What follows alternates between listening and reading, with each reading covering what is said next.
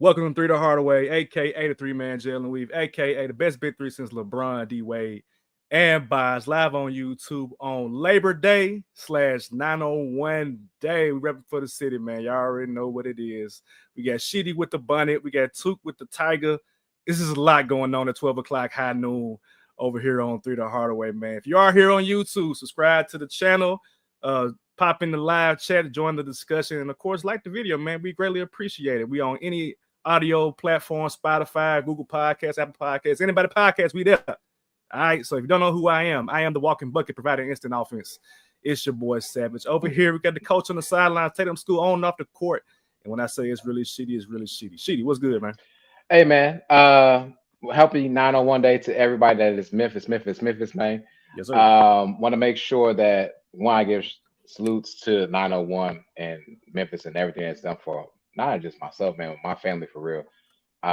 Even when I moved to Dallas, Memphis was always still home, right? It became a second home for us. So thank you for everything that Memphis has ever been to me. I also want to make sure we start with our segment too with Sheedy. Just a salute to some soldiers here. Ironically, it's a soldier for real. You give me some stats about this player. And what this is, ladies and gentlemen, I'm going to talk about players that don't get enough recognition from media. Let's be honest here. LeBron's going to get the headlines. MJ's going to get the headlines. Steph Curry's going to get the headlines. A lot of the players get headlines. But sometimes we actually don't sit back and think about like, oh, this player was actually like really, really good. But we don't really say enough about him. First one to come to mind. I'm just read off his accolades real quick. He was the NBA, and you don't have to guess the player, by the way, ladies and gentlemen. I'll give you this at the end. NBA blocks leader 1992, rebounding leader 1991, the scoring champion in 1994. I'm going to repeat that. The scoring champion in 1994. All rookie 1990, of course, and he was rookie of the year in 1990 as well. He has 4 all defensive second teams, 4 all defensive first teams, and 4 all defensive third teams. That is 12 all defensive teams altogether, in case your math was a little bit behind. 4-time all NBA first team, 10-time NBA All-Star, 1992 Defensive Player of the Year, 1995 MVP, 2-time NBA champion, 1999 to 2003. Ladies and gentlemen, the last man and the only man that I know of to drop the quadruple double, Mr. David Robinson. Mr. David Robinson, on this show for Three the Hardaway, we, the brothers of Three the Hardaway, will salute you on a career well done. And he a lefty. Y'all know what it is. Mm-hmm. Yeah. And his jersey retired in San Antonio, by the way. 5-0. Yes, sir. 5-0 for the top 50 today. We also got your favorite DJ, the sample man himself, Mr. Ted Shakir. Two, what's good, man? Not much, bro. Real quick, Sheedy, salute to that one is crazy because, of course, 2K came out. I ain't got it yet. But as soon as I get it, the big man that I'm going to make, screw you. You ain't going to play it. I'm playing it now. He's playing I'm playing it now. It's fun. He's gonna play it for a week. But I plan on making a point guard and a big man. And the big man that I was gonna talk about, that I was gonna make was a David Robinson prototype. It's somebody that I actually thought about. Like, what if he like played in today's NBA? Like his mid range would be outstanding, defense outstanding, scoring champion. I didn't even know that about the scoring champion. So 70 points in the game, right? 72. 70 points in the game. So it's like if you can have a prototypical center in like nowadays, the quickness, the fast, the skill, David Robinson should be high on that list. So salute to you for saluting that. Also, salute to Memphis. Of course, Mr. Memphis himself on the pod, bro. Love the city. Wish I could be there, but I know it's a lot going on. Y'all be safe. Y'all have as much fun as y'all possibly can and continue to celebrate the beautiful city of Memphis. And just remember, of course, my eyes on everything. I wear this Memphis State shirt for a reason. We ain't forgot about nothing. No, I ain't just. It's facts. If you know, you know. Hi, Candy in the comments, by the way. Hey, Candy. Candy is in the comments, man. Shout out to Candy. Candy, it's kind of a bad day, low key, to be here because we're talking about the Cowboys at some point on this show. So I know you love the Cowboys, but she with me. She with me. I got space for her. Just trying to be easy. Yeah, hey, with the answer. And with the do-rag. We got do-rag Aiden. We got bonnet. Come on, man. Come on, bro. Upstairs with her bonnet on. upstairs on that monitor. Oh, shoot. All right, man. Let's get to it, man. NBA trivia. Mhm. Real quick, fellas, because there's only one player to have this accolade.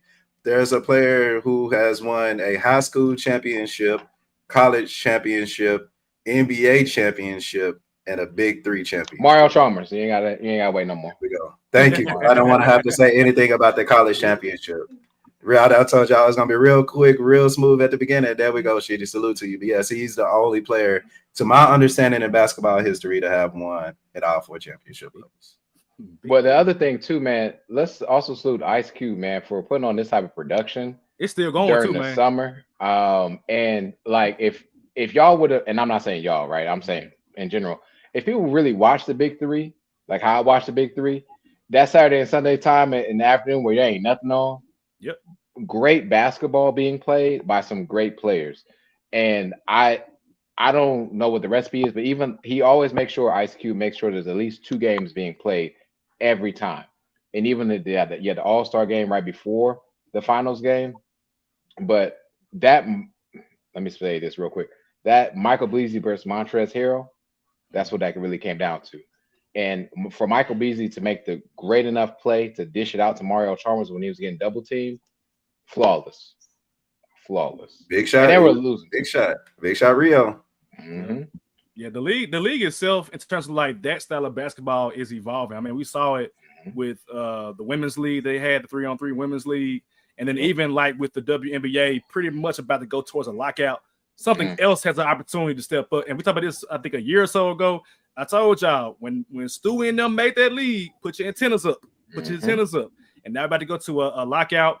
Where, of course, I mean, not getting the WNBA right now, but I know they forewent a lot of money in that new CBA, which might have been a mistake, depending on who you ask. I can't think it was a mistake to not take that much money, but at the end of the day, max out your money because basketball is going to be evolving on both levels, men and women's basketball. So shout out to Ice Cube for holding down the Big Three.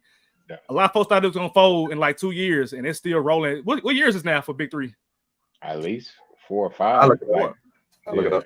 I want to say it's 5 because I remember they were supposed to come here during the pandemic or before the pandemic started. So it's at least 5 years for sure. Yeah. It started in 2017, so it's about 8 years. Yeah, 10 years on there, man. 8 so years. Hey, and y'all more tapped in. Y'all more tapped in with it real quick. What is Cube doing with the women? Has he brought along the women 3-on-3 yet? Nah. No, he has like put out like a challenge, I would say, so to speak, for the women. But I don't think how can I say this? I don't believe it'll be there until the WNBA is taken care of first. I think once the WNBA issue is rectified, I think from there he can tap into the girls a little bit more. But I think, co-ed. I listen. He can do a co-ed. He can have it like he can shoot. Tarasi can be on the team with Michael Beasley. She won't get the ball. She might not. I ain't gonna lie. She might not get the ball. Not with Beasley. Beasley don't pass, bro. That's why I was so proud of him, bro. Okay. But I think a league of just girls, it's going to be hard to sell at first because again, I feel like you have to get the WNBA right first. But once that WNBA is better, yes, I feel like there's definitely opportunity to do for the girls. Yes, Cynthia Cooper way retired, but you know what I mean. Older legends like that. Yeah, you know what I mean. I'm gonna bring them out. The Comets. Yeah, the Rockers. Yeah, bring it all the way back. All right, let's get to some NBA news, man. First up, this is non-basketball related, but it is basketball related. We all know who Sheedy is. He's a diehard Dallas Cowboys fan. One of the most sensible Dallas Cowboys, if not the most sensible Dallas Cowboys fans that I've known in my entire life. And Michael Parsons got traded. So that's the second star in Dallas. That's the best player on their team that got traded. First, it was Luka. Then it was Michael Parsons. They're both gone. The Mavericks, they turned it around, quote unquote, through alternative means by getting Cooper Flag, of course. But they still end up giving up a generational talent in Luka Doncic. And then the Dallas Cowboys gave up an edge rusher, which thank God, Sheedy. Thank God I got to deal with that mess for twice a year. We played them, I think, week 5 or 6, I believe, the Packers, but we only see them every so often. We don't see them all the time like Dallas Cowboys. But Sheedy, I want to know your thoughts about this situation And is that trade worse than Luka Doncic's trade? Yes. To answer the question immediately, yes, that trade is worse in my opinion than the Luka trade, because when Dallas Mavericks traded for Luka, they at least got Anthony Davis back in return. Mm-hmm. And we all saw and know, and I'm sure he's on the list somewhere for the top 50, if not your top 15 players right now. And to get back what we got back from Micah Parsons, we won't know until we draft. And sometimes we hit or miss with the draft. But man, I when I heard about it, I was actually on the phone with somebody, and I was like, "Yeah, about your Cowboys." I'm like, "What about the Cowboys? What you mean?" I immediately went to Twitter, Bleacher Report, and saw it, and I was just, y'all heard the voicemail, the voice memo. I was devastated. I'm distraught. I'm upset, but I also think that going into next season, let me paint the picture for you all together. Going into next season, Micah was going to face tougher defenses or tougher offenses than he's played with before. And my caveat about that, caveat is a vocab word by Savage, by the way, is we are without one of our other best pass rushers that we drafted years ago, which was Tank Lawrence. Tank is now with Seattle. So Micah was already entering this season, already expecting the best offensive tackle at all times and possibly a double team at all times, which he was already dealing with. So he kind of left out. And what upsets me the most about it is whatever the conversation was, and we'll never know, the conversation that Micah Parsons had with Jerry Jones in that closed door back in like maybe February or March around sometime, that was supposed to be a shoe-in, we shake hands, that's the deal. I don't know what that deal was. But clearly that didn't come to fruition once Micah talked to his agent, and his agent got him way more money than what we were going to give. We were looking at more of a 5-year deal. Micah wanted more of a 4-year deal. And on top of that, it hurts that he's going to Green Bay, because if you ask me, and if you go back and you know anything about the Cowboys history and the past, well, I don't know, it's not 10 years, but I'm going to give you 10 years. In the past 10 years, the worst playoff losses have come to who? Green Bay. And we have now shipped arguably our best player to Green Bay. And so it hurts as a Cowboys fan. I mean, I wasn't looking forward to us being in the playoffs anyway. But to lose a generational talent like him and then go around and then go pay DeRon Bland 4 years, damn near $100 million. Are you kidding me? No disrespect to DeRon Bland. No disrespect. It's no disrespect. But whatever money we were supposed to give to Micah Parsons, I hope that wasn't DeRon Bland money. I hope to God it wasn't. But here we are. I'm just hoping for 7 wins. That's it. That's all I got for you. I am, as a Cowboys fan, I'm not devastated because I already came into the season. Thank you for the intro about me being a Cowboys fan. I knew what it was. We're not the best team in the NFC East. We're not even the second best team in the NFC East, if you ask me. And we still have to, in my opinion, we could at least got a running back in that situation. Could have got Aaron Jones. I think he was with them last season. We still have, we got Miles Sanders, right? No disrespect to the University of Memphis, but my God, he ain't it. He ain't go to Memphis. He ain't go to Memphis. He was an Eagle. He was an Eagles player, but he's not that good. No, he's not. And so I could have seen this as, and you and I talked about this in the pre-show, I could have seen this as we could have been like the greatest team on turf, so to speak, where we were all about offense and then whatever happens on defense happens. But to not have a running back still is disgusting. So it is what it is, man. For the city of Dallas, man, hey, again, 7-8 wins is the cusp. That's where we at. Don't expect nothing more than that during this season. That's all I got. I'm sure Tuca's gonna say something about us rebuilding or something about the Marinara, the Hirachis, whatever he want to say about when the last time the Cowboys won the Super Bowl. I'm sure that's going to come up to play. But I will say, at least we won the Super Bowl.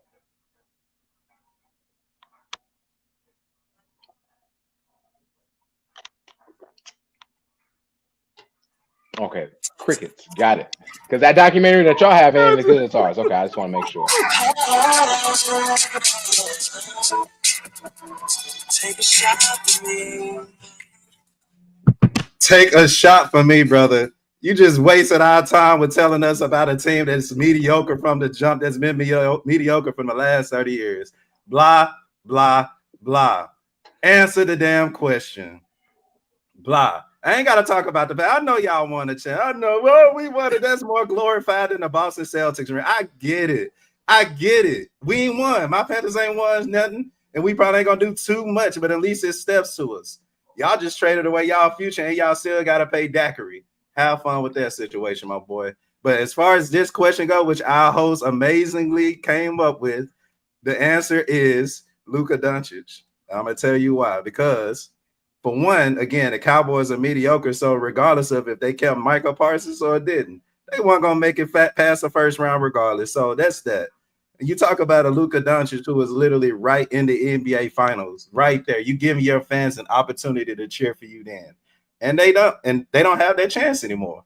I mean, I guess, but then again, we did see dudes sell his soul. So who knows?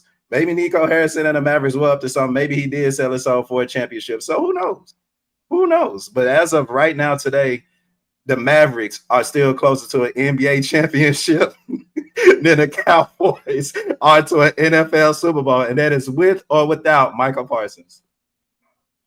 Shout out to my Shula follow.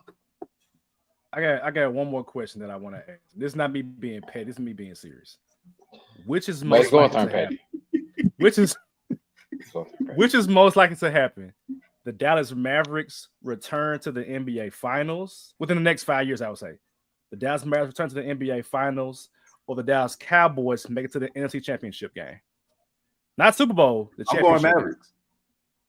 They have their star. They have a better future. Even in the West? Tough West? I mean, I trust their management more than Jerry. Hopefully, Jerry, I don't want to say it. I ain't gonna do that. Nope. I ain't gonna say it. Nope. Dallas. The Mavericks.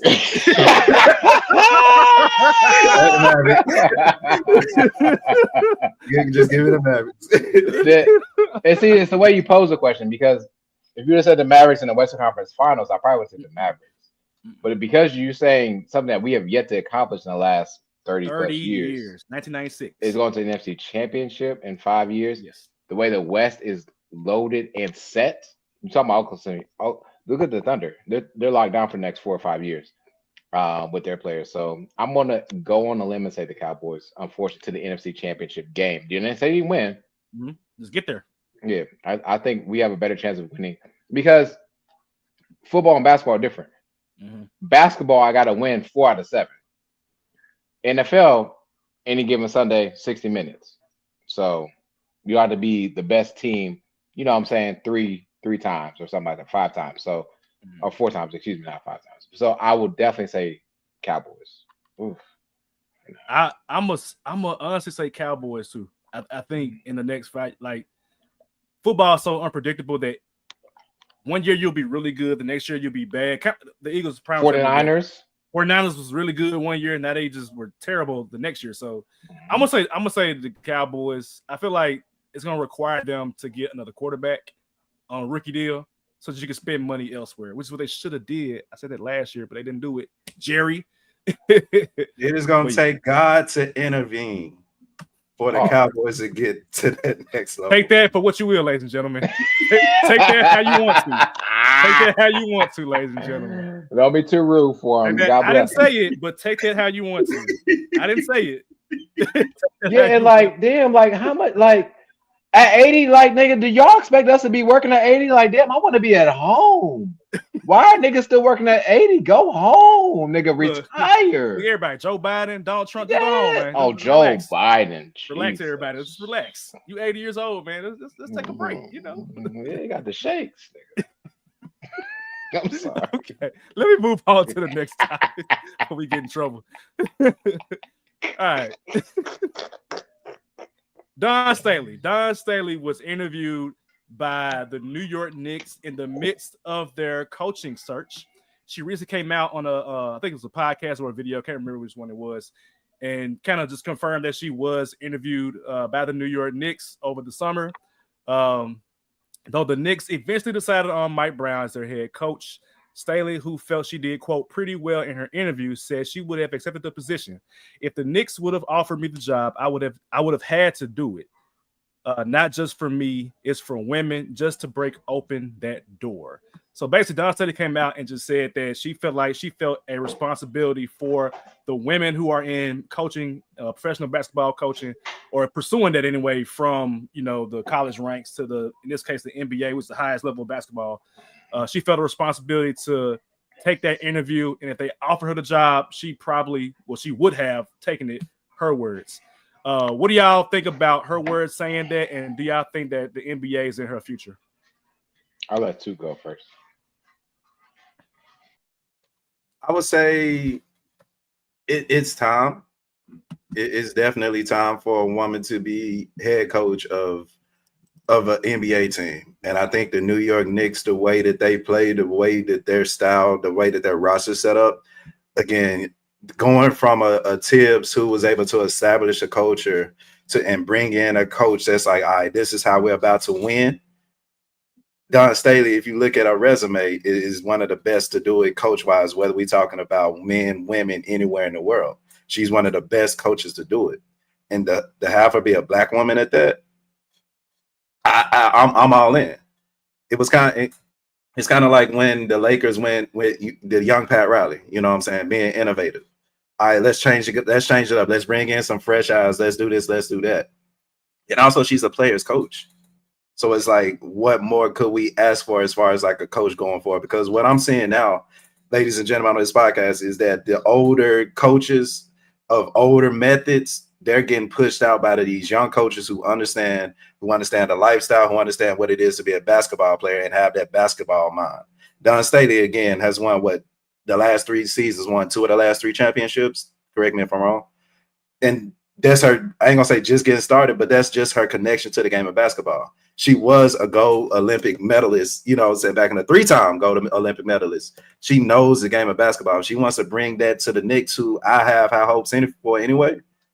I'm all in for it. But if it's not the Knicks, of course, she definitely deserves somewhere. I don't want her to go somewhere sorry like Utah or something like that.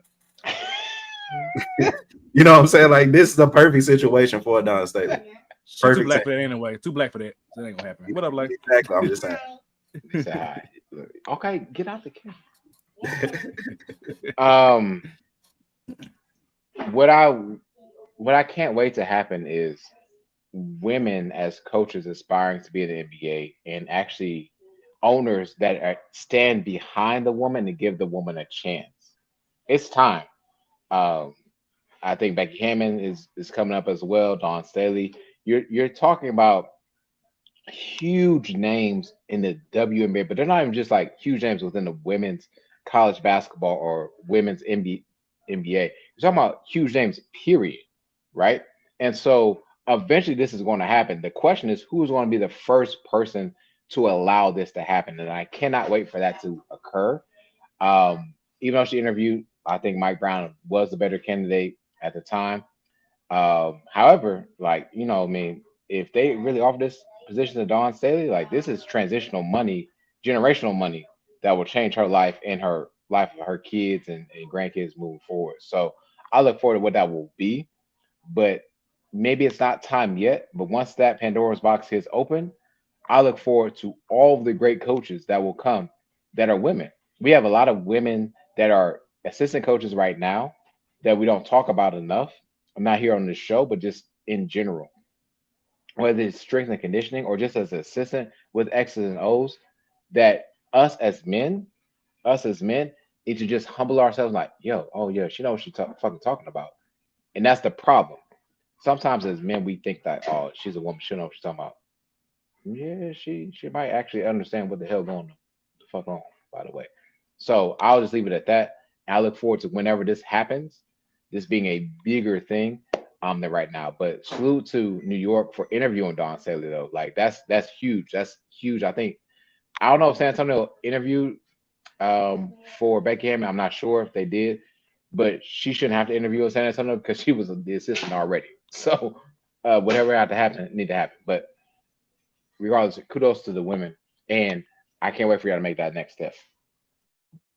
I'll kind of point in on what she mentioned about she felt a responsibility to at least interview for the job, and if she got the offer to take it, there's something that's groundbreaking in that because she's right. That is a responsibility that someone of her caliber pretty much had to take because she knows how important it is for women to be a part of this game.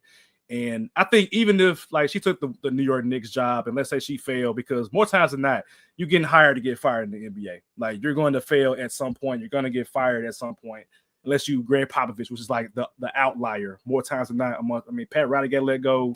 Phil Jackson end up leaving. That's how it is. Unless you pop, you're not going to be there for too long. She would have been fine either way because she could literally get any college coaching job that she wants if she happened to get fired from that NBA job. Would she get another NBA job? I doubt it. But that door has been open to provide more opportunities for women to get opportunities to coach, even in the men's game. You know, if she want to go to a college coach men, she could do that, you know, very easily.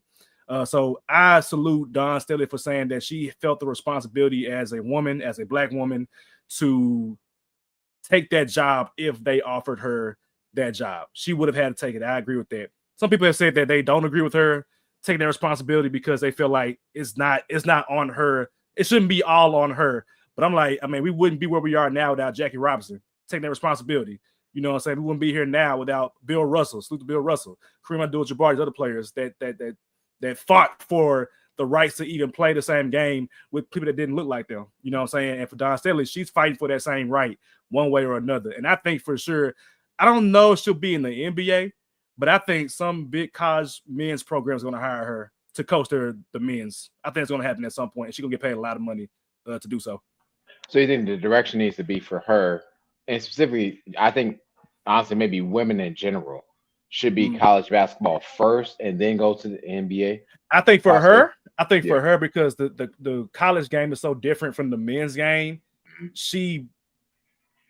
I guess she would have to be on the bench first as an assistant coach, but she's not an assistant coach. So I don't know how that would work out for her.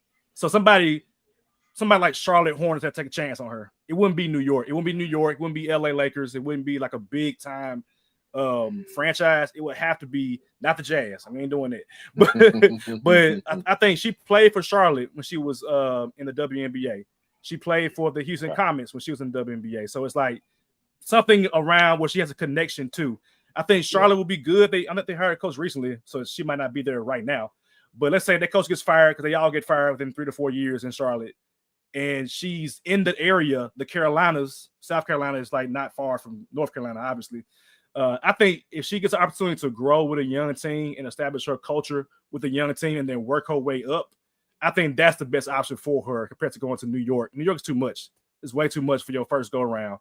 Not she's undeserving, but I feel like it's too much for her to get there her first go around. No, and let me add this as well. What you're saying before Tuke goes, I apologize, Tuke. You good? You good? No, you good. There are certain markets that, to your point, Savage, that are just too much for anybody, male or female, right? New York is hard. LA is hard. Boston even would be a hard pass, like, you know what I mean, like, because their expectations are so high at that point. So yes, I agree. Like taking a Charlotte or New Orleans type of job, you know what I mean, like build up your resume there, get your players together, and make whatever progress. We're not talking about championship rounds or nothing like that, but what progress can you make with those lower franchises that can elevate you to a New York, to a LA, to a Boston? And I'm naming these cities top tier cities of NBA basketball that, like, now you're in the know, even though unfortunately we still don't put Sam Cassell up there.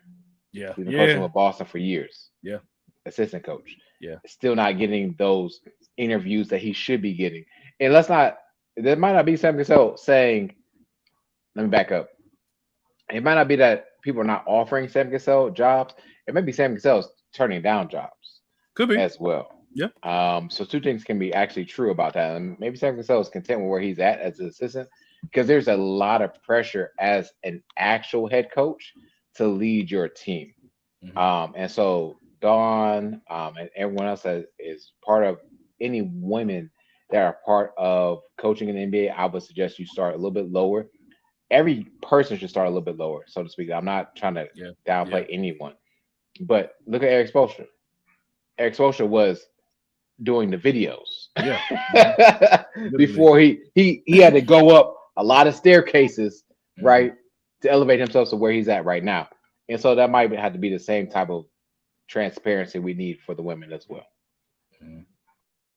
I just want to say, if we were talking about any other woman coach, maybe outside of Becky Hammond, then I would definitely agree with what y'all are saying. But we're talking about, to me, probably the best women's coach out here. You know what I'm saying? And like in basketball, period. And I think that we're Don Staley being thrown into the fire may be what's best for her.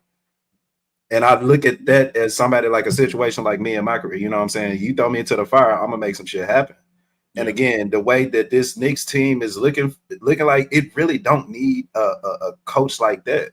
Just draw up some X's and O's, make sure the players are good, and make sure you bring in a championship mentality. And if you ask about any coach, woman or man, that can provide that for the New York Knicks, Don Staley should be at least top 3 on their list.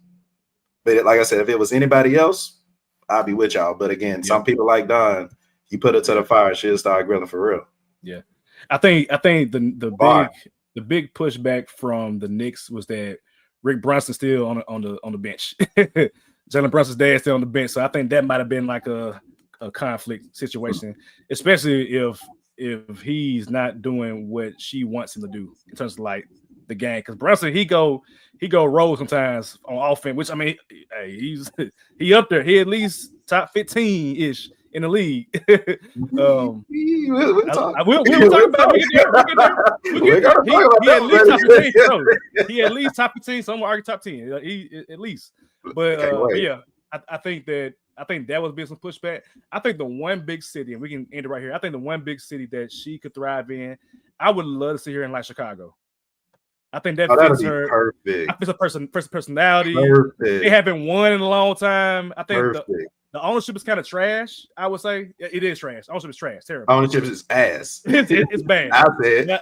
But I think the personality of that city and just like the history of that. It's a good mixture of a team with some heritage, but also some struggles the past 10 years, I would say, since D Rose and them broke it up. Since D Rose. Mm-hmm. And I think that she would thrive in that environment. I think that'd be a good team for her in Chicago, if I had to pick one. Heard it here first. Yep, for sure. All right. So the meat of the show today, ladies and gentlemen, is Let's get to it. Let's get to it, man. The high noon, baby. The 3 Hardaway annual top 50 NBA players. Of course, if you are new here, before we were doing top 10 point guards all the way to centers. That's cool, but some centers don't need to be talked about. You know what I'm saying? Top 10 is like, well, I don't want to talk about freaking Nikola Vucevic. I don't care about that. I want to hear about the top 50 players in the NBA. Damn! I don't want to hear about Gucci Mane. Yeah, he did Gucci Mane like that. I don't want to hear about Gucci Mane. I don't want to hear about Gucci Mane, man. Me and Mike about to get signed with the Warriors. Watch, the Warriors about to get him. Hey, and I'm gonna love it. He might.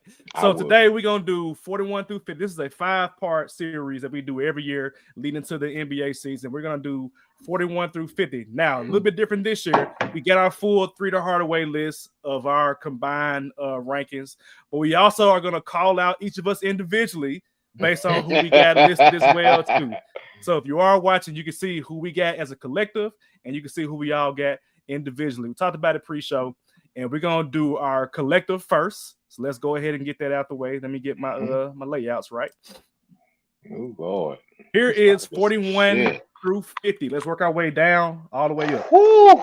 At 50, we got Dyson Daniels. At 49, LaMelo Ball. At 48, Kristaps Porzingis. At 47, Jamal Murray. At 46, Ivica Zubac. At 45, a 3 Hardaway favorite, Lori from marketing. At 44, Mikal Bridges. At 43, Julius Randle. At 42, Tyler Hero. At 41, Chet Holmgren. That is our 41 through 50 as a collective. Any thoughts on this list right here that we got before we get into our individual lists? I'll rip the Band-Aid off real quick, and I'll leave it to two. I know at least 3 names I didn't even put on my list, but let's go ahead and continue. Man, all right. First thing first, salute to y'all for putting Dyson Daniels on. Y'all know ball. I didn't put him on for a reason. This is interesting. The fact that Kristaps Porzingis is on this list, meaning that y'all were actually pretty high on this dude. I don't think I have him on my list. He went on mine. I don't think I have him on my list. That's all shitty right there. And is, yes, sir, and is. She did have him pretty high. Pretty high. Which of course impacted the average. So for the audience listening, if a player is not on anybody's list, that player gets a 51 ranking out of the 50, quote unquote. And for Kristaps to be this high, that means somebody else put him very high, to make the average to what it is right here. So you have him at like 41, 42? Higher than that, buddy. Oh my God. Higher than that, buddy. Higher than that, buddy. Okay. Let me see. So I didn't have him too, so don't get mad at me. I ain't have him. Now hold on, wait. We don't like we tree high like we fucking Snoop Dogg. Hold on, wait a minute. I ain't got him like that high, like he in the top 25. But he right outside. He right outside is 41 through 50. So yeah, you had him at 38. I got it right here. I got it. Damn. All right. Let's see. Where shall we begin? Let's start. We can start at 50, I guess. Dyson Daniels. Oh, that's crazy. I can't really see this list on my iPad. Damn. I'll send it to you. Hold on. I'll send it to you. Okay. Thank you. So I can see it. So yeah, 50 at Dyson Daniels. Yeah, that's somebody who I wanted to see one more year from before I put him in my top 50 list. But again, steals leader, like doing his thing. Deflections leader. He steals leader. And he DPOY. DPOY. Excuse me. I mean, that's it. But I want to see it from. I don't want them to be always only one year he do it. You got young players that do that. Show me one more year. I think he can. I see enough. Average 3 steals. What? Yeah, that's crazy. Yeah. Respect. I think so how are we going to do this? I think we didn't talk about this, Savage. We talked about we're going to say our list combined, right? We've done that. So are we going to go through each person? I think that might be. We can run through the list, or you want to run through our list? Let's run through how we have collectively, right? Okay. So who is at number 50, and let's talk about 50 through all the way to 41. 41. And then we can talk about individual lists after that. Gotcha. All right. So next up will be LaMelo Ball. Look, I need LaMelo to win some games, man. And stay healthy. I need him to win some games, man. I had LaMelo at 47, and that's me being generous, honestly. 43. I'm just like, at some point you got to win, man. At some point you got to win. Did you have him at all on your list? He didn't have him at all. But fuck no. Hell no, I got LaMelo Ball on that list. That man won 19 games last season. That 82 played. Hell nah. Hell the fuck no. I don't have nobody from the Hornets on the list because they didn't win 20 games. That's more than a fourth of the season. I don't care how good. If you're that good to be on a top 50 list, then you gotta win more than 20 games. That's me personally. I can't be now. Both of y'all. We're talking about how LaMelo and all this shit last year and all this shit. Y'all clearly brought him back this year. I specifically look again. This is me, where I rank my teams. When the Hornets going to the playoffs? It's been a long time. when they going back? They're going back with Grandmama. They ain't gonna make the playoffs. Kimba last 2000. What's that? 2019, maybe 15, something like that. No, if you're not making the playoffs, it's hard for me to take a person off of your team and say, yes, this person is a top 50 player. I do not care. Y'all know how I feel. I'm gonna say this real loud. I do not care about the LaMelo Ball highlights because again, and Savage can allude to this because he's seen it. All these LaMelo Ball highlights come when they are down by at least 16 points in the fourth fucking quarter, And now all of a sudden you playing against the second and third string. LaMelo Ball still in with alley-oop dunks. Yes, you playing against some bums. Of course you're getting that off. No, Hey, I'm cool. What we call that? We gotta give him bucks on the trash team. Getting buckets on the trash. I'm talking about recycling rump keep. Okay? No. No. If LaMelo Ball's in a different situation, y'all might be able to breathe a little bit with me. But at this point, I will let y'all have it. Savage and two, because that nigga ain't no ball on my list. Lonzo, D'Angelo, LeVar. None of the above. Spalding. Wilson.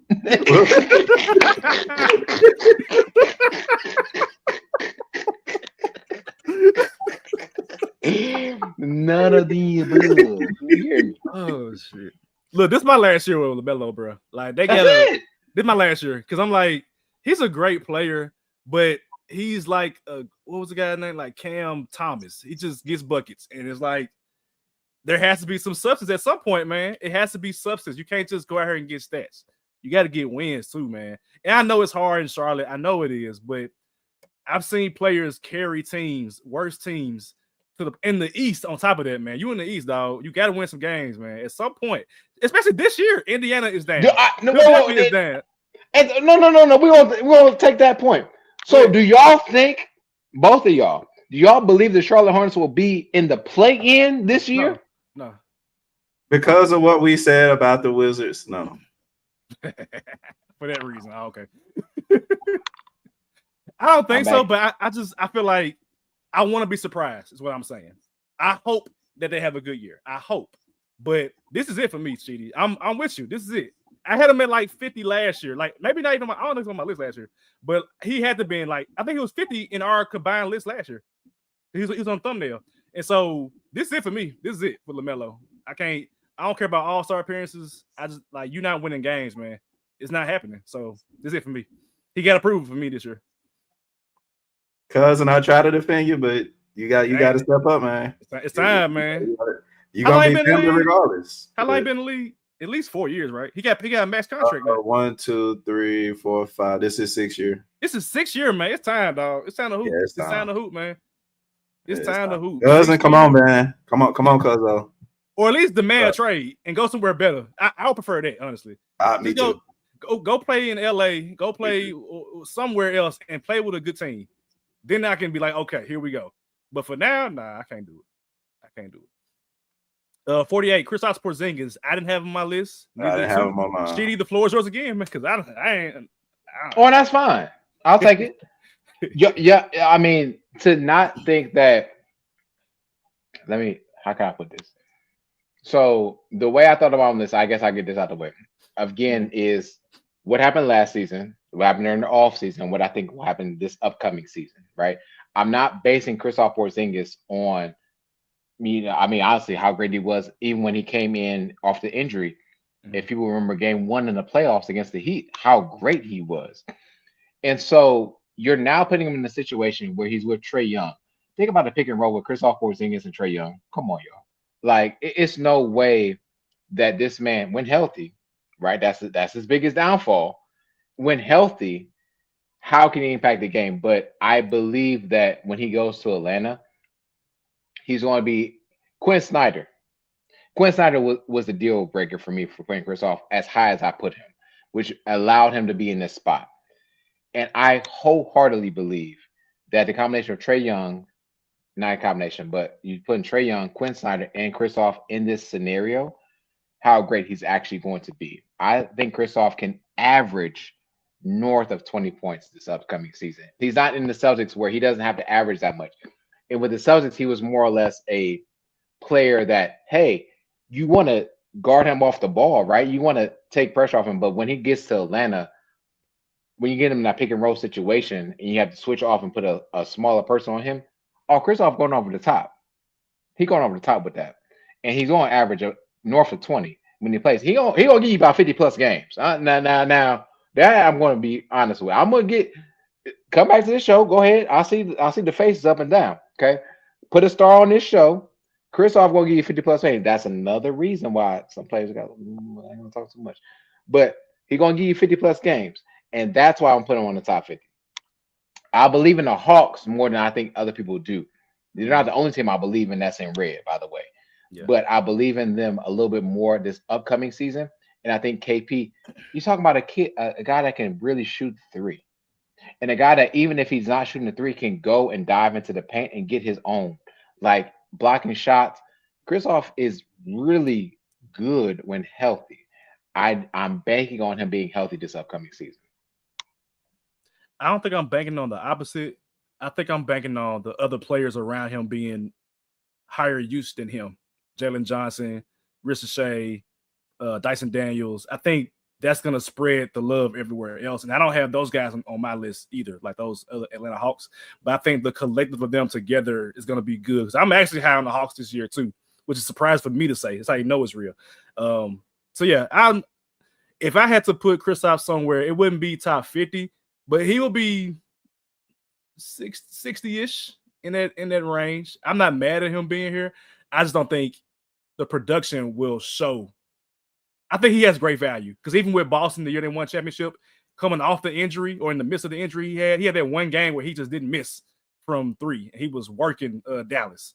I think he's capable of that, but not full time with the Hawks. So not mad, but I don't think he's up that high. If Kristoff can give us 55 games, he'll be an all-star this year. Absolutely. And he definitely deserves to be on this list. But that's a big if. Yep, huge. A commandment is that we have is if a player shows who he is, which you are unhealthy a lot of the time, we got to believe in you. And you're another year older. You played 42 games last year. He has top 40 talent. Top 40 body, top 50, like he should be up there, but he can't be on the court. And the way I did my list is basically eye talent, potential team success, and then 2K rate, because for the most part, it gives you a gist of how players are ranked. So I didn't put everything on that part, but it was like, oh, let me see where they rank. And Kristoff was up there, but then again, the eye talent is he'll be there for 30, 40 games. Prove me wrong. If he can prove me wrong, the Hawks will go way farther than what a lot of people expect. Let's see. Is he going to be more Joel Embiid or is he going to be more Zubac? That's right. If he more Zubac, Hawks will go far.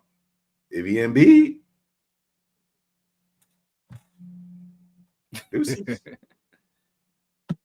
all right, next up, Jamal Murray. Are we expecting a bounce back year for Jamal Murray? I had Jamal Murray at 44, actually, on my list. But I think this will be – we'll see Denver get back to what they do. And they were already okay last year, but getting like Bruce Brown back with that team is going to be helpful for them, for the collective of the Nuggets. I don't think he'll be an all-star, but I think we're going to see Jamal Murray of old with how the team is constructed now. I mean, honestly, the Jamal Murray of old is pretty much the same. Like I had him at 44. Yeah. And he averaged 21.5 points, which is the highest of his career. So it's like I'm not sure what more we could ask from a Jamal Murray is what I guess I'm asking. Like 21 and 6, which ain't bad, but it's Nuggets team. But it's like, are we expecting those numbers to increase? I don't. Nah. I expect them to be probably 44 on my next year list. Yeah, about this range every year, about 41 to 50. Yeah. Oh, this nigga ain't on my list. Okay. Cool. Yeah, he ain't on my list. My rationale behind that is when I think about this Nuggets team, and I think about possibly, I'm gonna name this right now, Savage and Tuke, and I'm sure this is going to come to fruition. Joker is top 1, 2, or 3 within our collective list. Yeah, okay? They know the bait. And the way I've seen Joker carry the Nuggets, where I've seen him carry the Serbian team, has been amazing. And I feel like Jamal Murray has, since the bubble, has taken some slack a little bit off of his game, and I can put him in the top 50. I think that when we discussed this before, we said, "Hey, is Jamal Murray your top 10 point guard?" Absolutely. And, Last year. and I was like, "Damn, not for real." And because I said that, like, let's be honest, let's be frank. If it's top 10 in 5 positions, and I don't see him in my top 10 and not in his specific position, it's hard for me to put him in my top 50. Now, will Jamal Murray come to play? Yeah, he will.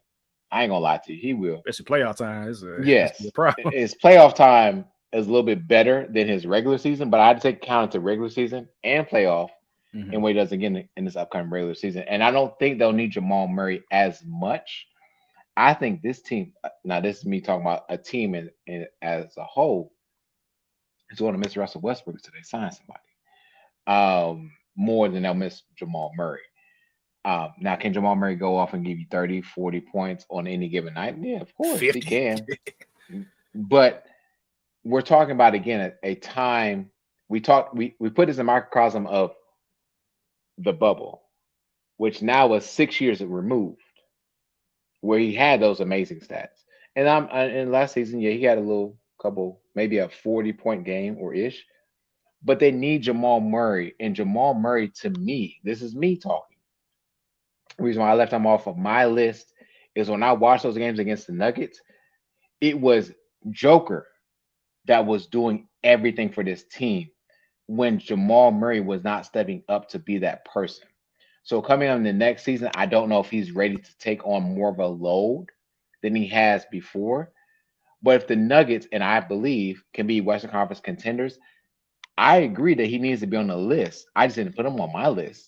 But he needs to be on the list if the Nuggets continue or want to be better than what they are. So I agree with y'all. I just didn't put him on my top 50. I'm just gonna assume he's like in the 51 through 60 range for you, just like outside of the top 50. Yeah. I would definitely put him in that range. Yeah, that makes sense. I mean, I don't think we had him top 50 last year. I don't think so, if I remember correctly. But like I said, this is his range. He's not an all-star, but he can be a microwave for the Nuggets. You know, if Joker getting you a triple-double and he giving you 40 points, they're gonna be hard to beat either way. But yeah. And 46 first appearance in our top 50, Ivica Zubac. I think we all have given him respect one time or another last NBA season. This is a walking double-double. I don't have much to say about Ivica Zubac, but if he's going and Kawhi is going, this team is good, man. The Clippers can be good. They lost Norman Powell, obviously, but they got other players as well. And they, for the most part, last year were healthy. And Zubac played a big part in talking about 20 rebound games under the basket putbacks. Dude was a problem, man. I had him at 40. Where I had him at? I had him at 46. I had him at 45 on my 45. List. Yeah. So he played 80 games, bro. So you talk about durability, health, and a walking double-double. Yeah, walking. Three assists a game. So he got a little playmaking on him. He's double-double. He's a perfect center for that Clippers team. Yep. Yeah, and for everyone that doesn't know basketball, you would be remiss to not mention Zubac as not only a top 50 player, but a top 3 or 4 center in the league at this time. You would be remiss not to say that. I like that. Yeah. Hell you know what I mean? You got Joker, you got Joel Embiid, yes. But when you're talking about consistency on a nightly basis. Consistency, absolutely. He playing, give you 20. Yeah, like I think his stats were like 14 and 12 or 14 and 13, like the entire season. So not only is he getting his points, he's getting his rebounds. What more do you expect out of your center? You know what I'm saying? Like, yeah, he's giving you exactly what you need. So to me, what is he getting paid? That's what I wonder. What are you getting paid? Not enough. To be honest, he's not getting enough to be a durable center, right? Let's also break down that word durable. 3 year, 59 mil. Not enough. 20 million. That's actually not enough. 20 million a year. No, it's not enough. I need a little bit more than that. Ain't gonna lie. Not enough for a center that's available more than 60 games a year. 80 games. That's crazy. Has he ever been hurt? Now think about it. Has he ever been hurt? I can't even recall. The beginning of his career, he was hurt a lot, but he really started like last year was like a DeMar DeRozan type year where it's like, okay, he older, but he you know what, he got his way. And you know what? He only 28 years old. Yeah, So he's right in the middle of his prime. He's been way more consistent the last 5 years than his earlier, pretty much 5 years. Yeah, he's a great player, man. Shout out to him. He could mess around if he continues to develop his offense. If he ever gets a jump shot like a three, talking about like a Brook Lopez trajectory, man. Brook Lopez, Marcus All. Like I said, that 3 assists, you got to keep your eye on for sure. Yep. My man averaged 17 and 13 with 3 assists, to your point, 2, 1 block for 80 games. He only missed 2. 80 games, bro. That's all-star numbers, if we're being honest. That's all-star numbers. This man he's been in the top 50. No one, I'm glad we got him in the top 50. No, 46, right here. I think I had him at 47. What you have, man? 45. 45. So about we there. We all right there. Yeah, we there. Okay. All there, man. At 45, we got a Theodore Hardaway favorite, Laurie from marketing. He got to get traded at some point. Somebody got to trade for this man. I had him at 46 on my list, but I'm putting him there with the hope that he eventually gets traded to a contending team, because he does so much on the basketball court. Like, you can tell if he's somewhere else, he's going to be a good player. You can tell that he's going to be a good player somewhere else. It's just that I don't know if Utah wants to hold on to him for whatever reason. They got a lot of young players on their team right now, but I need some contender to be like, all right, we'll take him and we'll add him as a second piece, third piece to our team and go on the playoffs. Somebody got to do it at some point, and I'm banking on them doing it. I think he's a good player. And the fact that he's 41 on my list, so I still believe in him talent-wise. And again, how I showed y'all, we don't take 2K rate for everything, but again, just based on where he was and talent-wise, he got it. It's just that potential team success. Like, he can easily be a top 30 maybe player. Like Franz Wagner, for example. You put him on a decent team and he gonna shine, but now the Magic finna be the Magic. Yeah. I'm pretty sure he gonna be high on our list. You know what I'm saying? So, Laurie, Utah, what, Dwayne Wade, who you working up there? Get him out of there, please. Please. Free him. Free Laurie. Free Laurie from marketing. Yeah.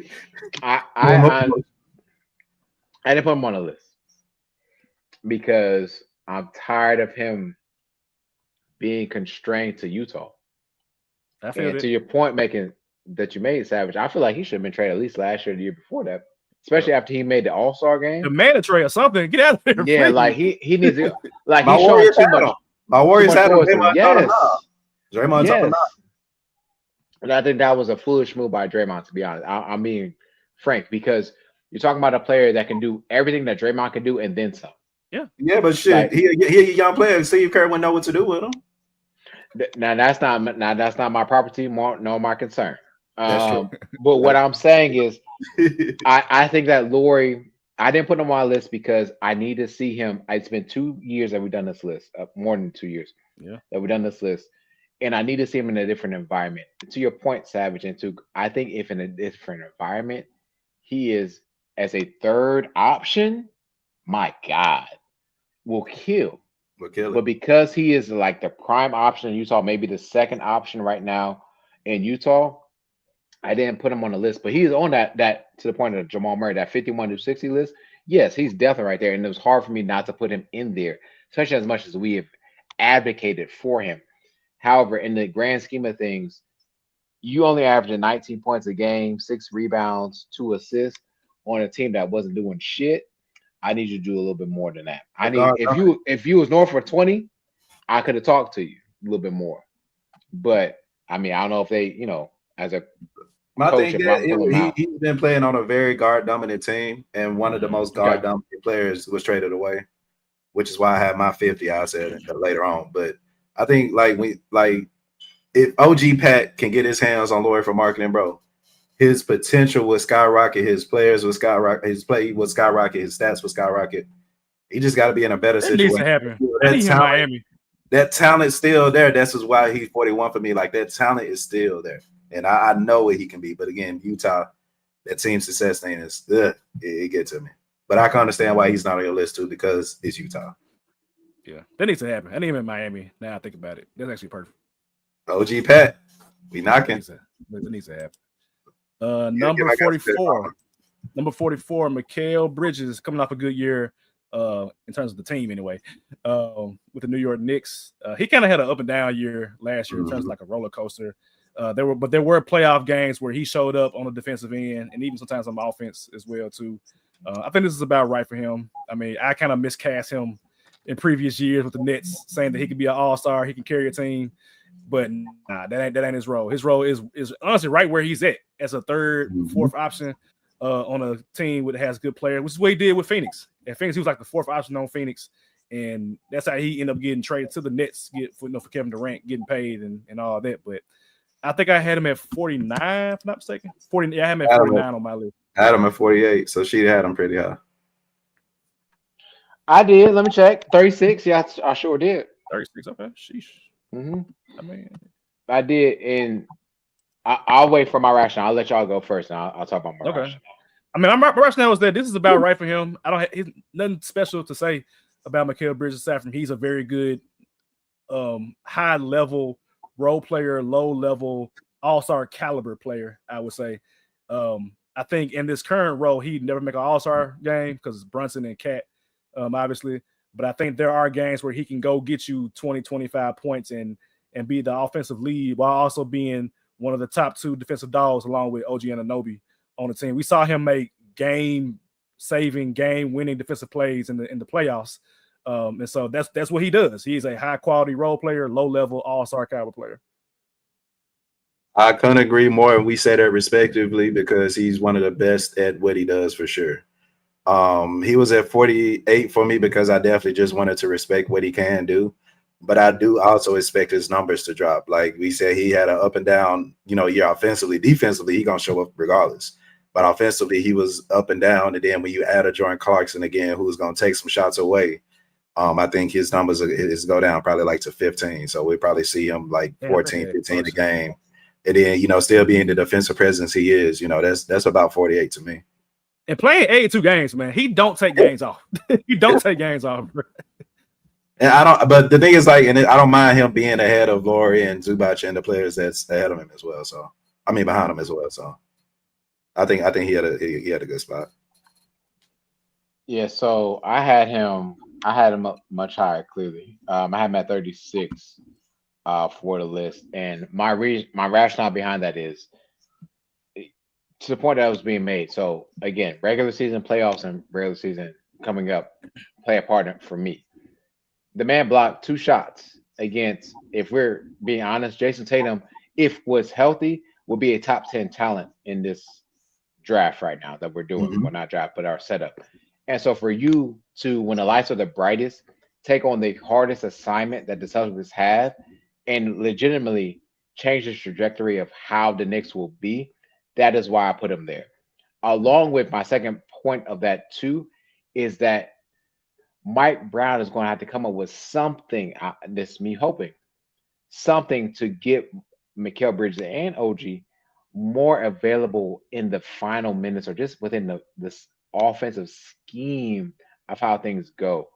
Mikal Bridges looked like an offset, so to speak, of the team, and was not a part of what the team needed. You have Jalen Brunson and Karl-Anthony Towns, but you didn't see plays ran for Mikal Bridges or OG Anunoby.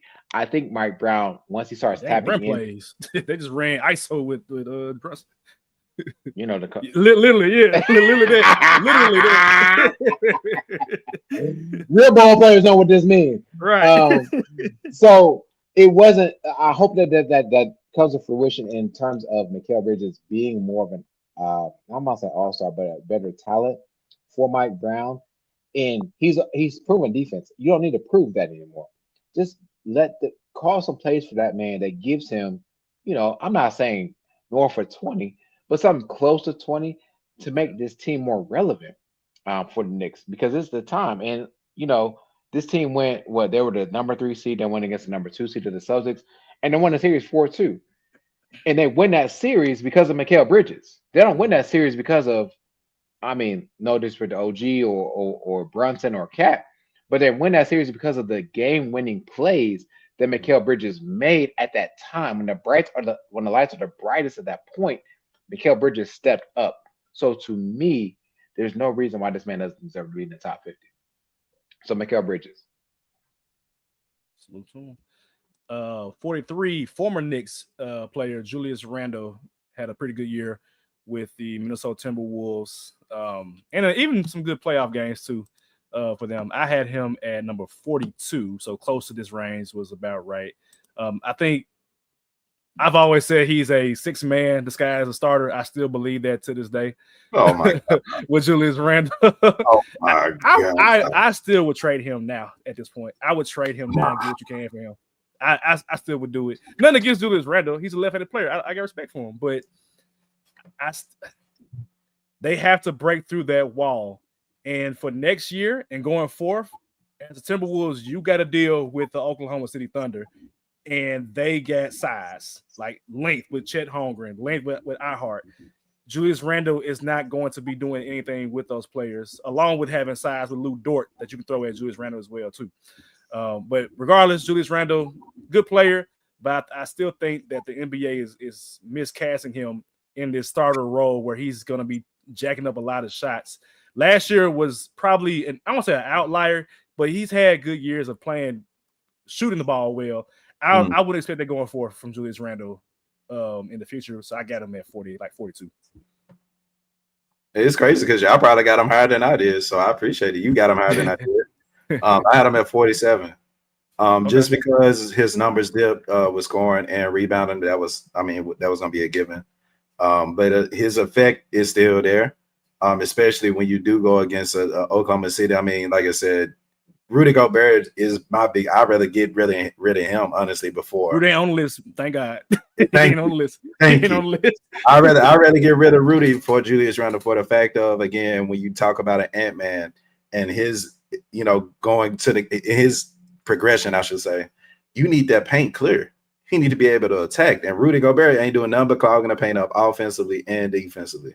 With you able to run, I'm telling y'all, as soon as the Timberwolves are able to play faster, that's when they'll look like the better team that they should be. But again, I get it with the length, I get it with the height. But Julius Randle, he's a product of his environment, like we talked about, previous players. But again, I had him at 47. I appreciate again him being on this list because I didn't think you would vote for him at all, Savage, because you don't like him. But it is what it is. And again, Sheedy, I'm ready to hear what you got him. But again, I had him at 47. So somebody showed him some love. I appreciate it. Oh, I didn't show him some love, bro. I put the heart out there for him, for real. And this comes because I think sometimes my list I put more into the stock of what happened in the playoffs a little bit more sometimes than just the regular season. That's fair. When you think about and my rationale behind this, and I'm not saying that you're questioning my rationale too, Gore Savage, but the playoffs are when the best come to play, right? And there's no one else on TV. It is just you on TV, and you got to put forth your best effort. The Timberwolves ran through the Lakers. Let's be honest. Yeah. And they also ran through the Warriors, right? Without stealth, but yeah.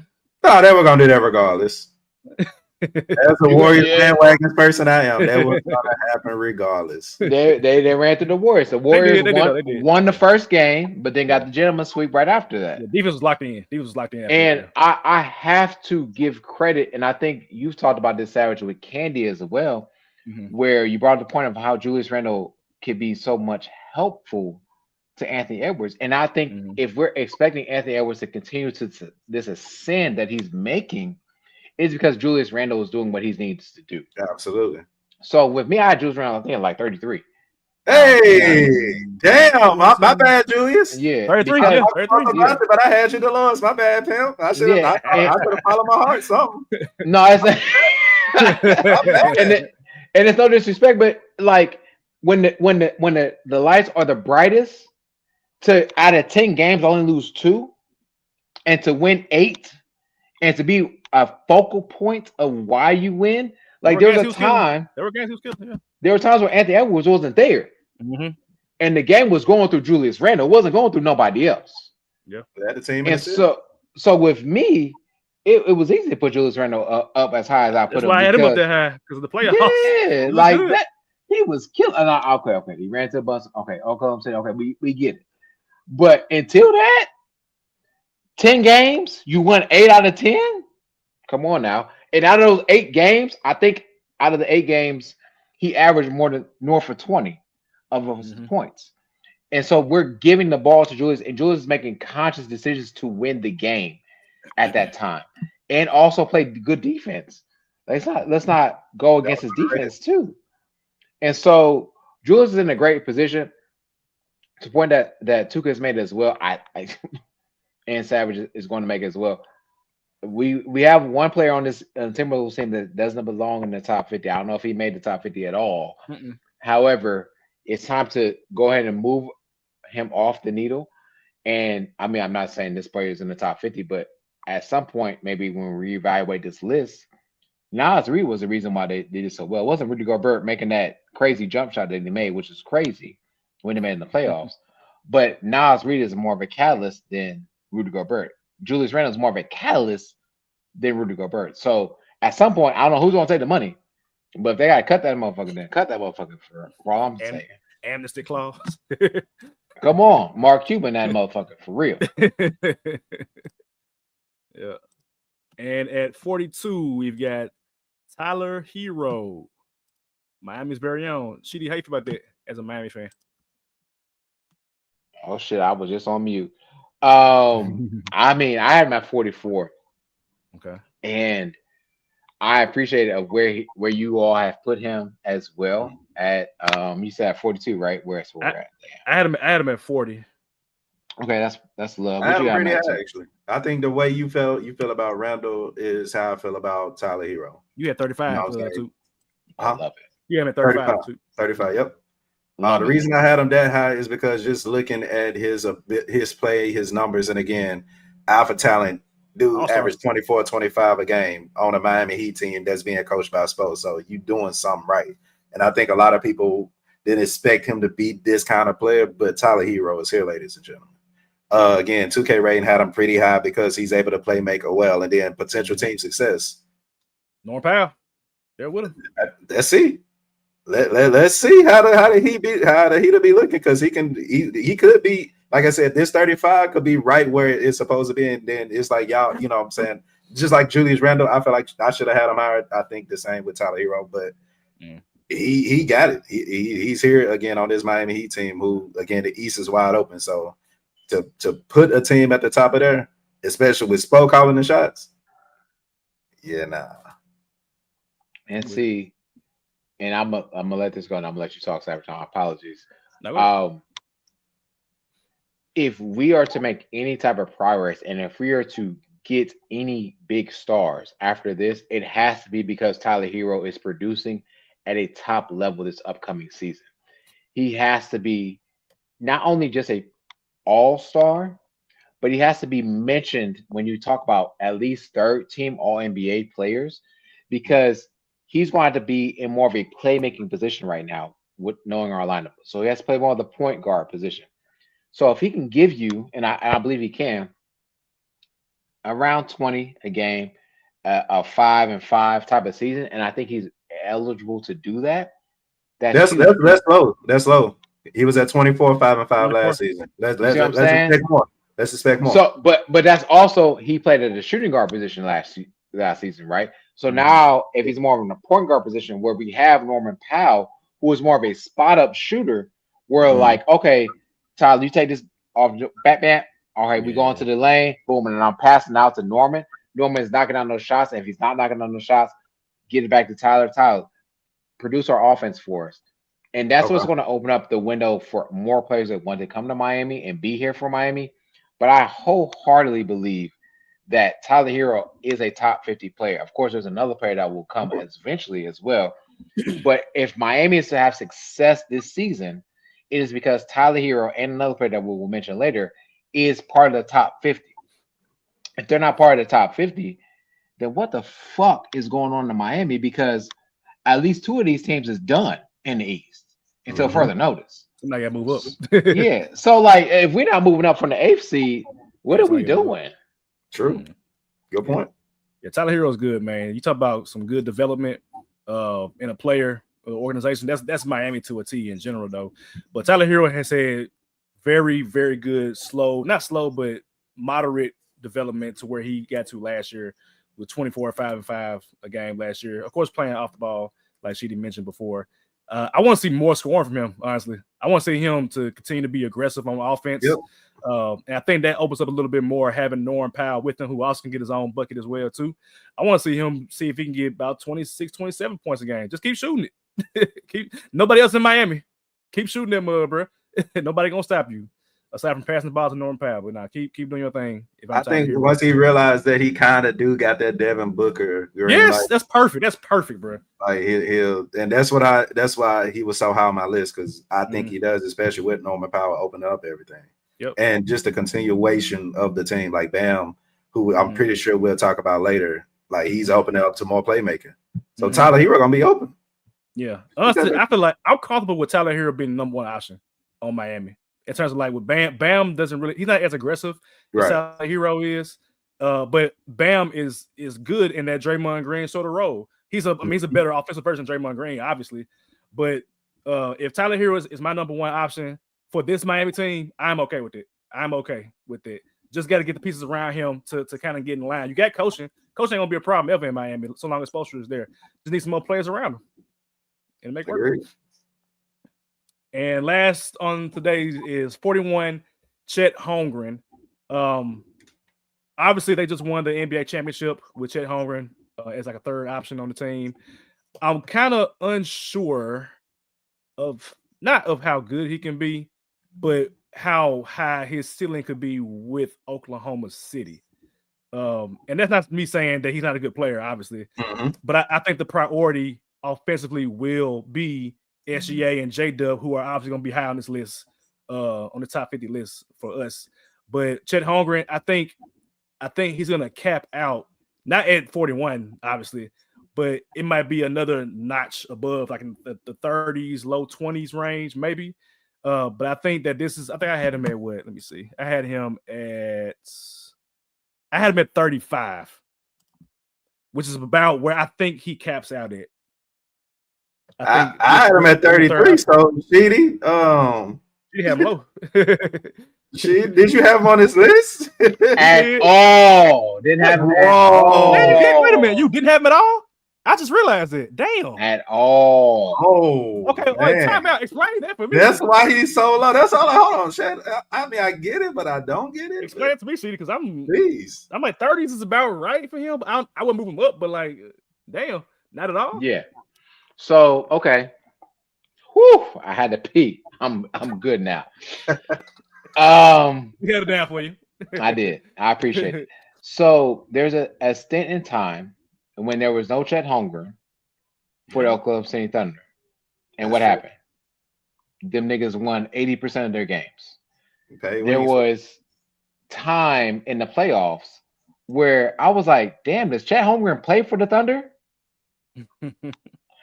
When you go back to the finals, when you go back to even the Western Conference Finals, you don't mention Chet Holmgren as much as you mention Jalen Williams, which we talked about. You don't. And we said, hey, he's definitely on this, and he is. But it was like, damn, like, where can I put Chet where I feel comfortable? There was a time, and I'll be very frank here. Chet Holmgren played against one of our best players on here, Joker. I was like, damn, Chet is giving him that work. Like, they're going back and forth, and I loved it. And after that game, didn't see the same. So it was like Chet got up for that game, and I didn't see that castrate through the rest of the season, including the playoffs, which is the most critical important. And I feel like I don't believe that a Miles Turner or Pascal Siakam can lock you down, Chet, to the point where you're not making any noise in the finals. There were games in the finals where he just was not non-existent. There was a game with him and J-Dub were struggling. SJ was by himself. Yes. And SJ was carrying in a lot of those games until I think that last game. So and that was kind of my rationale too, where I was like, do I trust him if J-Dub and SGA ain't got it going and it's on you as Chet Holmgren? And I'm not there yet. So I kind of understand where you're coming from. Yeah. That's literally my rationale is like this team, this Thunder team, we'll call it a big three. That's fine. We can call it a big three. But do you trust that third person who is Chet Holmgren, to carry the Thunder if SGA is down and Jalen Williams is down and this team is playing a Nuggets team? Do I trust this team to win? No, I don't. And that's just me being honest. I trust a Jalen Williams led Oklahoma City Thunder team more than just a Chet Holmgren led team. So I left him off the list. Yes. Can he be part of 51 and 60? Of course. But on top of a top 50, I don't. And again, another point of that is during the regular season, when he missed a bunch of games, they miss a beat. That's fair. That's super fair. And it makes me, it makes me, because again, I had him at 33. And sometimes you do got to listen to your brothers and be like, damn, that's a good point. That's then he hit you again. It's like, damn, that's a good point. Then he hit you again. It's like, damn, that's a good point. And like he ended up like, and Savage, you ended up saying something that I brought up about when the whole Kevin Durant thing was going on. I honestly felt that Shaq should have been traded because we won't know his potential on this Oklahoma City Thunder team. Right. His number is pretty much the last 2 years he played. It's pretty much about 16 points, 8 rebounds a game. Do I expect those numbers to go up? Not really. Do I expect him to go down though? Not really. But the reason I had him at 33 is still that just that impact on a winning team. But then again, like you started hitting points where like they were good points, but it's like Chet should be able to kind of defy what you just said. Like he should be on the opposite end. He should be a 20-point scorer. 8 rebounds, cool. You know what I'm saying? He should be a better defender. And again, he's still young, which is why I give him a little bit more grace. But at the end of the day, the Thunder would still be the Thunder without Chet, for sure. Yeah. And Chet wasn't all defensive NBA at all, was he? Because he can lead the league in blocks if he needs. I think he needs That's what I'm saying. Yeah, he needs to focus in on that. If he can be an all defensive player, I think that kind of validates his appearance on top 50 in this particular role. If you're not gonna be an offensive weapon, at least get some rebounds and some blocks to kind of compensate for your lack of offensive production. Compared to he should be a Jaren Jackson who actually rebounds. Hey, that would help. You said it, not us. I agree. Yeah, that would help. All right, so that's 3 to Hardaway, 41 through 50. Let's get into our individual list, see who we had on our top 50. So first, let's start with 50 through 46. So I'll go through mine first. From 50 to 46, I had Cooper Flagg. I had Mikal Bridges, Cooper Flagg at 50, Mikal Bridges at 49, Scotty Barnes at 48, LaMelo Ball at 47, and Lauri Markkanen at 46. I'm sure you're wondering why I have Cooper Flagg on my list at all. I trust love. Because Sheedy has him as well, a little bit higher than me. I think Cooper Flagg is going to immediately be a good player for the Dallas Mavericks. Rookie of the year, easily, in my opinion. Defense, playmaking, not necessarily scoring as much, but I think we'll see the balanced nature of his game almost immediately with the Dallas Mavericks, playing with Anthony Davis, eventually Kyrie Irving as well too. I'm very high on Cooper Flagg as not like a superstar player, but as a very good all-star caliber player, I would say. The only reason he's not on my list is because I don't put rookies on my list. Then that eye talent, I got to see it and forget that eye talent is kind of like a 0. I know what he can do. Trust me, I know the potential. I know what he can do, but I just need to see it. And like I said, next year he shouldn't be top 40. He should be up there based on what I think that this kid could do. But again, I just got to see it. That's fair. All right, Sheedy, go through your list. Yeah, and I definitely respect that. My 46 to 50 going to change some lives. I got 50, Scotty Barnes. 49, I got the Flag there. 48, I got Kobe White. I like it. I ain't mad at it. At 40 White. 48. 47, I got Zubac. 46, Avija Denny from Portland. A player that I can't believe was not in my top 50 and should I was close with Avija. I was close. Should be, but I was close. I'm with you. Yeah. I was close. I'm happy you showed him love. Do you have Giddey in your top 50, Sheedy? Yeah. I'll say if you got Kobe White, I know Giddey got to be on there somewhere. Oh, of course. Yeah. Because Giddey better than Kobe White. I don't have either one in my top 50. I'll just be honest. I ain't got Giddey or Kobe in my top 50. So it's that team success thing that goes in with that, which ironically I'll talk about my 50 in a minute. But it's just the Bulls, like how good are they going to be this season? Like, are they still gonna be the mid Bulls? Are they going 8, 7, 6? Talented players on that team for sure. With Kobe White, with Giddey, with what's my dog name to sound Reebok? Buzelis? Buzelis. Yeah. Okay. Like he good too. He gonna be but it's like, are they gonna be there? And again, I just need to see it. But Kobe White, that's my dog. I mess with him for sure. Okay. I guess I'll do my 50. 50, I had Keontae George, 49, Norman Powell, 48, Mikal Bridges, 47, Randall, and 46, Zubac.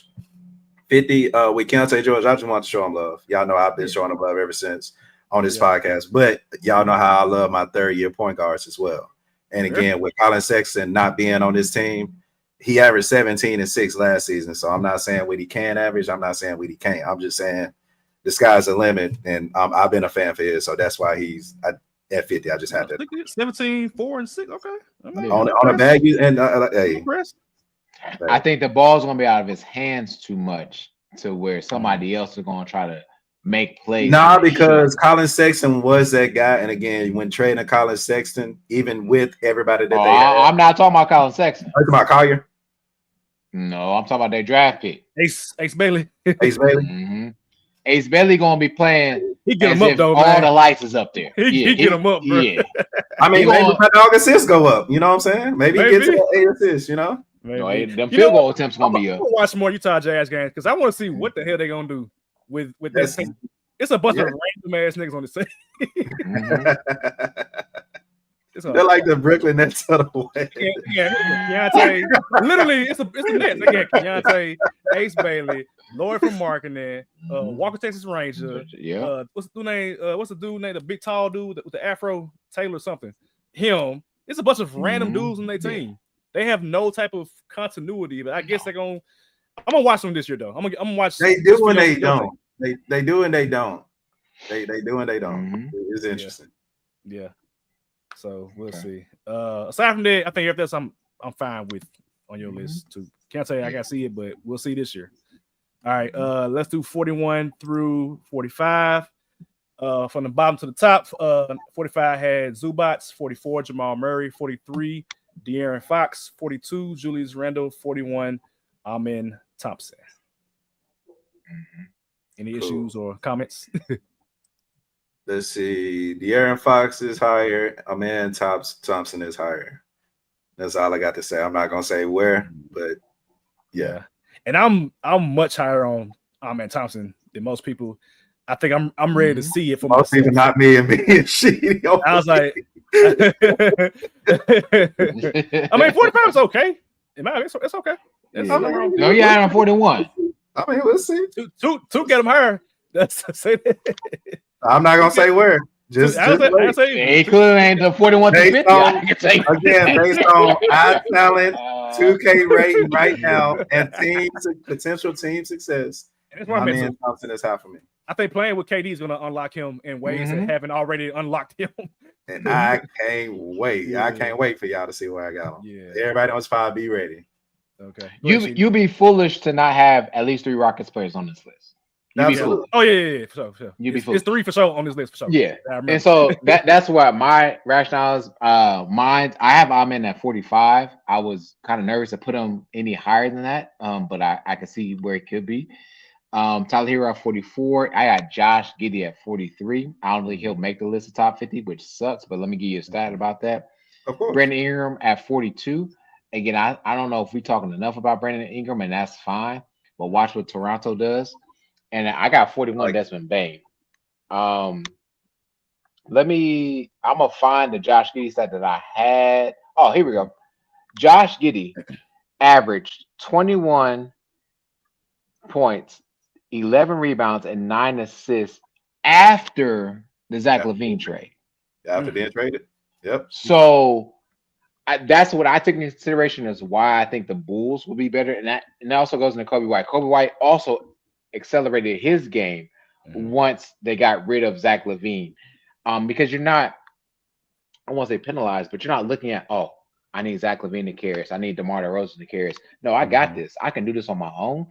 And that's why I got Josh Giddey to average a triple-double without Zach LaVine. Yeah.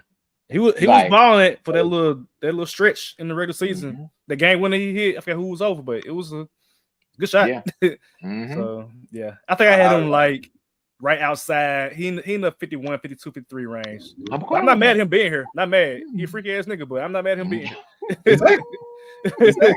No. Very, very talented player. I was happening for sure. Mason, that was one of my big money makers. For him to be so freaky. Pause. But last year in fantasy and prize picks, like I'm gonna probably do like a top 3, top 5 kind of range on players I make the most money with or something this season. But I like that actually. Yeah, I like cool. that. Josh Giddey he was on my top 3 list for sure. Like as far as assists or rebounds go, and then of course he would get to that 20 points a game. So let's see. It's just that being on the Bulls. Like Giddey is a prime example of what I think about Chet Holmgren. Go somewhere else and just turn up. I think not that Chet Holmgren can do that now because he also just got signed, but that's what I kind of think. I got to see him somewhere else. And we all knew Giddey was going to be good, but you get SGA who's ball dominant. Can't have 2 ball dominant guards together. It's not a good fit. True. No. But if you move, and I'll let you go too. If you move Chet to Chicago, you don't like it. You don't have to like it. Nah, I'm just him somewhere else in general. I'm interested in seeing how he could evolve. But yeah. Go ahead. All right, so let me see. My 45 is Scotty Barnes, 44 Jamal Murray, 43 my cousin LaMelo, 42 Zion, 41 Laurie from marketing. Zion. Yeah, I got Zion. Of course, he should be higher. I'm pretty sure he's probably higher on y'all list. But again, no, you ain't played 100 games in 2 seasons. Damn. Like, come on, bro. And 100 beignets. What we doing, bro? At least in 3 weeks. He did that in a month. This is a prime trade Zion year. This has to be the year, y'all. Yes. This is not got to be the year. It got to be the year. Trade Zion Wilson, man. Gotta do it, man. It's time. Yes. You already got rid of Brandon Ingram. Yeah. It's time, man. I almost didn't want to put Zion on my list, to be honest with you. I kind of wrestled with that too, because like if you put him on your list, he has to be like in the 30 range. But, exactly. I mean, but he 42. Yeah, this is good. It's good with me, him being 42. But like, if he's not there, then he's off the list. Because I'm like, either you're playing or you're not playing. That's how I feel. And I'm gonna go ahead and say my point about Savage just texted us both last night, right? About me putting Scotty Barnes on the list twice. That was my fault. Because I had actually taken Zion Williamson off the list. The only reason I put Zion Williamson back on the list, and this is my rationale behind it. The team that is constructed now for the New Orleans Pelicans with your boy Poole calling the shots, so to speak, right? Oh, shit. I've got him down there. Poole is not going to – Poole's going to take the shots. Hell yeah. And not kind of defer until Zion Williamson kind of steps up and puts his like, hey, motherfucker, I'm the motherfucking star on this team. Give me the ball. And I think Jordan Poole will listen to that a little bit more, as opposed to Murphy, who I think actually is a better presence for the Pelicans and be a better player than Zion Williamson has been to actually overtake that spot. I actually would have put Murphy on this list for his defense, for his offense as well, even though they weren't winning no more than 19, 20 games like the Hornets were as well. But the problem is I don't believe Poole will give him the ball.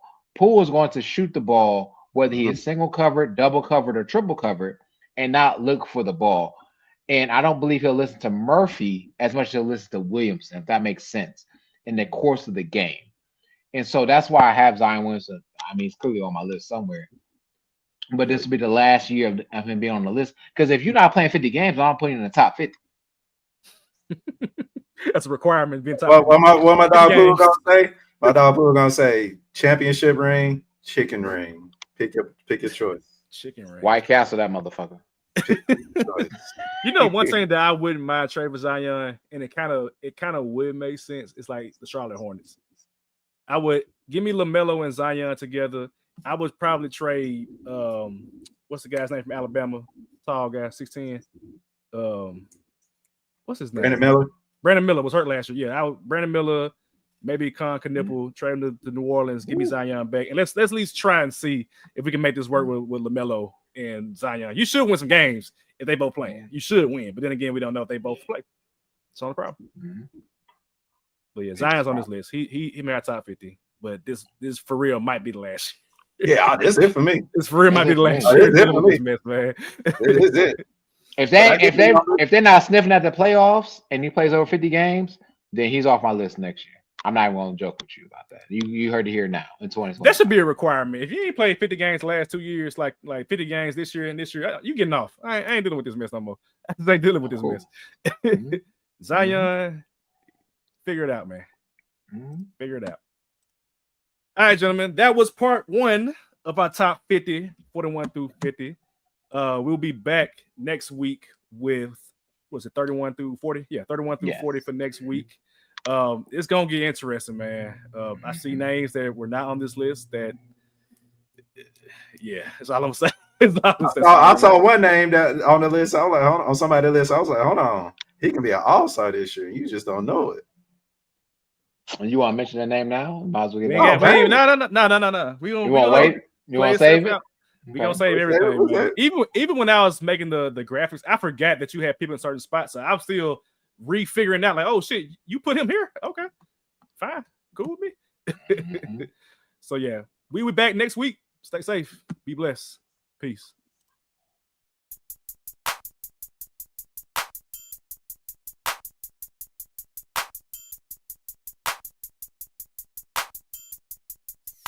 Hey yo, Shakira made it.